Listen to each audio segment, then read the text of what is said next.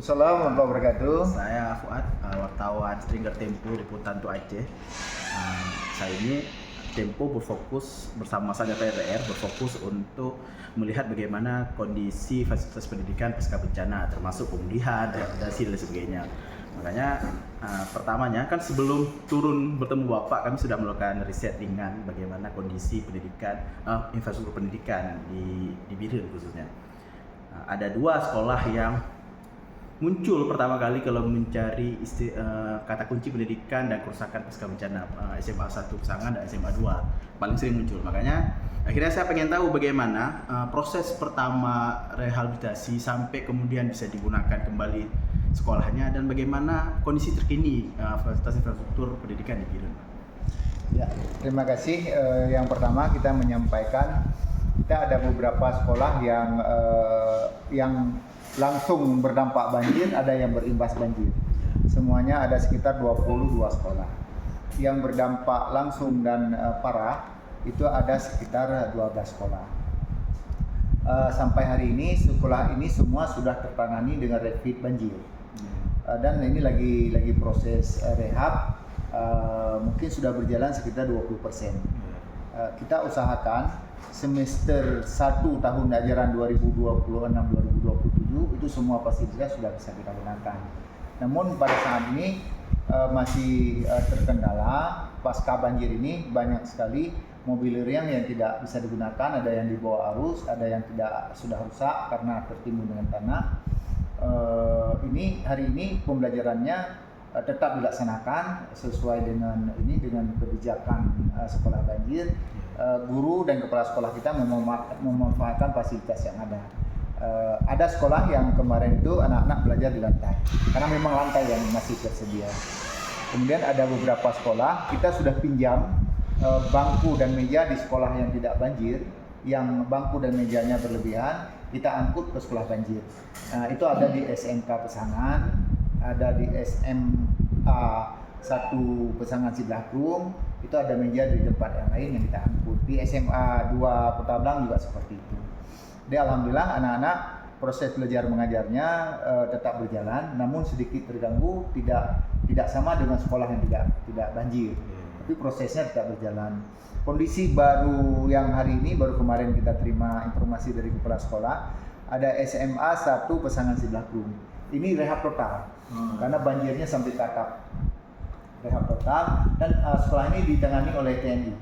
Alhamdulillah ini sedang dikerjakan, sudah dibongkar, itu direhab semuanya, sehingga kemarin kepala sekolah minta izin anak-anak ujian lebih duluan, karena kalau tidak duluan fasilitasnya sudah tidak ada lagi, ruangnya sudah dibongkar semuanya. Saya sudah izinkan karena ini kondisi banjir. Silakan lakukan, dipercepat ujian semesternya. Nanti ketika ruangnya sudah dibongkar, anak-anak boleh diliburkan belajar dari rumah untuk menyelesaikan kurikulum di semester 2 ini. Jadi untuk sekolah yang infrastrukturnya rusak berat itu, sejak pasca banjir pembelajaran seperti apa? Pembelajaran tetap terlaksana dengan menggunakan fasilitas yang ada. Fasilitas yang ada misalnya yang ada yang tersisa hanya lantai. Anak-anak duduk di lantai, guru tetap mengajar. Tidak ada sekolah yang diliburkan. Jadi progresnya jadi tentunya semakin membaik. Alhamdulillah semakin membaik, dan hari ini baru saya mendapat laporan sudah datang mobil. Dan ini baru kepala sekolah SMA Simpang Mamplang melaporkan ini mobilirnya sudah berjalan ke sekolah, lagi dibongkar. Saya yakin di sekolah-sekolah yang lain juga sudah mulai masuk mobil. Dan sekolah yang rusak infrastrukturnya setelah banjir itu yang sudah benar-benar 100% pulih itu ada berapa? Kalau pulih pembersihannya sudah 100% semuanya. Tinggal hari ini pulih rehab. Ini tinggal menunggu rehab karena semua sekolah bukan hancur sekolah kita. Tapi karena tertimbun dengan lumpur, itu catnya harus dicat kembali. Kemudian keramiknya sudah ada yang terkikis, pecah, itu diganti semuanya. Malah kebanyakan sekolah kita ditinggikan agar tidak tergenang air, karena di lumpur di luar itu juga masih tinggi, tidak dibuang semuanya. Kemudian karena lantainya ditinggikan, plafon itu juga ditinggikan. Ini lagi dikerjakan dengan dana refit. Alhamdulillah kita di Biren paling banyak dapat rapid. Itu boleh dijabarkan berapa angkanya?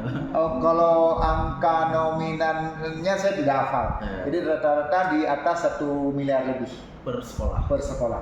Ada yang 1 miliar, ada yang 1,5, ada yang 2, malah ada yang 4. Di yang paling banyak di SMA Pesangan Siblakrum dengan SMA Kelimbang. Karena itu bongkar total dan ditinggikan. Berarti istilahnya udah bangun ulang. Seperti bangun ulang. Nah, insya Allah kalau ini selesai seperti Kelimbang, banjir, kalau bukan banjir bandang seperti ini, insya Allah tertangani. Daerah itu memang daerah banjir setiap tahunnya. Berarti semua sekolah targetnya akan pulih total 100% ketika masuk tahun ajaran baru tahun depan.